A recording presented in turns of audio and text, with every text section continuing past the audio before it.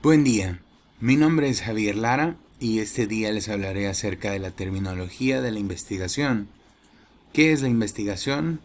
Pues para mí, en algún caso sería algún tema de recursos humanos que tenemos que investigar, algún problema que tenga algún empleado y que se pueda quejar con nosotros, o principalmente algunas investigaciones están aplicadas a recursos humanos para hacer estudios de cómo se va a aumentar un salario, de repente de cómo va a mejorar el clima laboral y cómo todo esto va a mejorar la productividad de la empresa.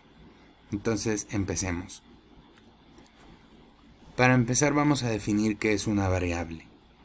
La variable es cualquier característica general que puede medirse y que cambia de amplitud, intensidad o ambas.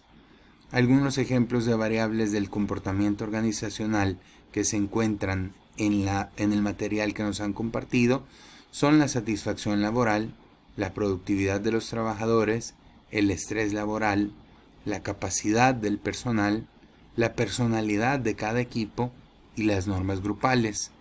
Es importante que sepamos que las variables también son como el comportamiento organizacional, que empieza con el comportamiento individual. El comportamiento individual luego se convierte en un comportamiento grupal y el comportamiento grupal finalmente se convierte en el comportamiento organizacional. Luego, una hipótesis es una posible explicación de la relación entre dos o más variables que se denomina hipótesis. La afirmación de lo que podemos ver es que de repente una hipótesis puede ser que nosotros tenemos un fenómeno que está pasando en recursos humanos.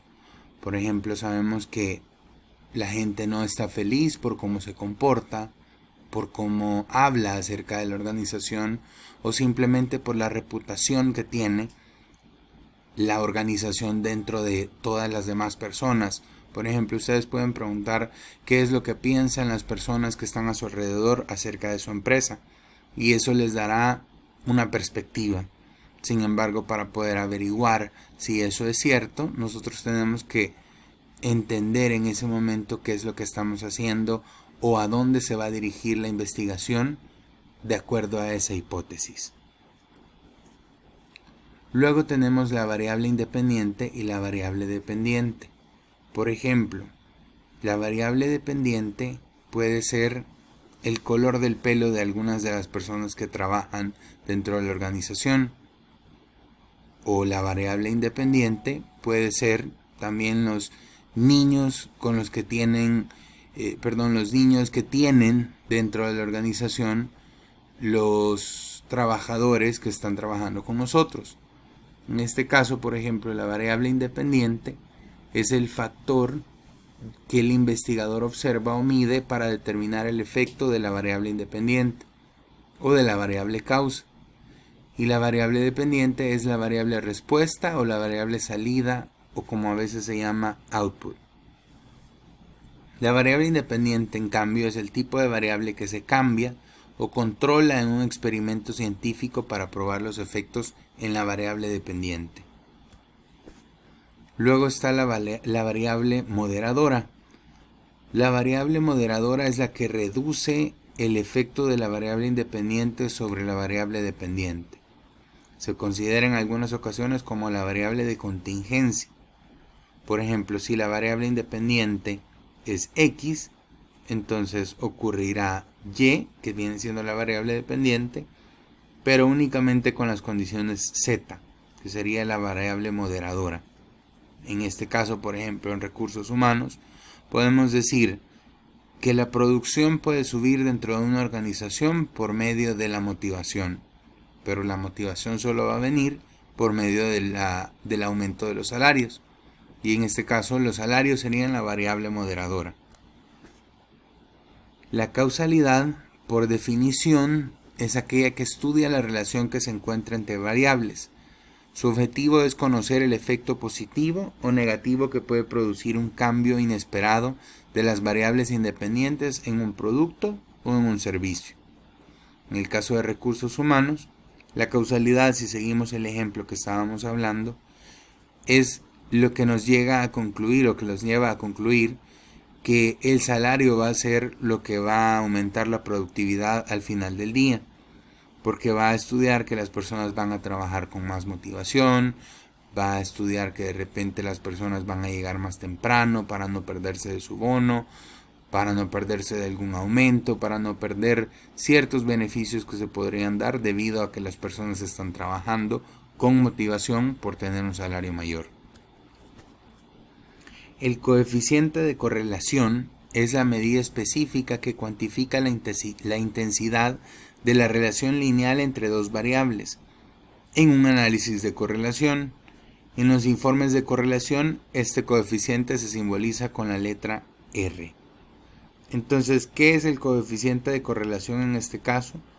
Por ejemplo, si nosotros decimos que hay una relación entre dos o más variables, pero conocemos que la fortaleza de esa relación está por medio de una fuerza, esa fuerza se expresa por medio de la R. En este caso la R, para el mismo ejemplo que teníamos, es la cantidad de salario que se le va a subir a los colaboradores. Si por ejemplo nosotros decimos que el 10% va a ser lo que se le va a aumentar a toda la gente, entonces la R viene siendo este 10%, que es el coeficiente de correlación que va a tener dentro de las variables que ya teníamos el resultado que vamos a obtener al final de la fórmula. Las teorías, como lo hablábamos al principio con la hipótesis, las teorías son el conjunto de enunciados interrelacionados que definen, describen, relacionan y explican fenómenos de interés. Las funciones de la teoría son la descripción de los fenómenos objeto de estudio, el descubrimiento de sus relaciones y el de sus factores causales. En este caso, teoría podría ser la teoría que estábamos hablando de los salarios. Si la teoría es, ok, si nosotros subimos el salario, vamos a aumentar la productividad. Es una teoría que se puede manejar así como cualquier otra que puede decir, si cambiamos el horario, probablemente vamos a subir la motivación de los colaboradores. Y así pueden haber muchas más que pueden hacer que la evaluación de la investigación cambie completamente. Y ese es el último, en este caso, tema de la investigación o el concepto que vamos a ver, la evaluación de la investigación. Es el proceso de evaluar el propósito de una investigación en lugar de un método específico. Y consiste en valorar sistemáticamente el mérito del tiempo, el dinero, el esfuerzo y los recursos que utilizados para lograr una meta pueden lograr que la investigación sea un éxito o sea un fracaso. La investigación obviamente va a tener que contar con un diseño, y en esta fase del diseño el investigador busca diseñar la manera en que comprobará su idea o hipótesis. Por ejemplo, con el mismo ejemplo que estábamos dando, el salario. Vamos a poner todos los escenarios que querramos para demostrar que el salario va a ser lo que va a motivar a las personas. Vamos a formular un plan en el que esperamos obtener la información, datos, respuestas y cualquier otra información que conteste el problema de la investigación, que en este caso es la productividad. Finalmente, hay formas de hacer la investigación y obviamente no todas son las mejores.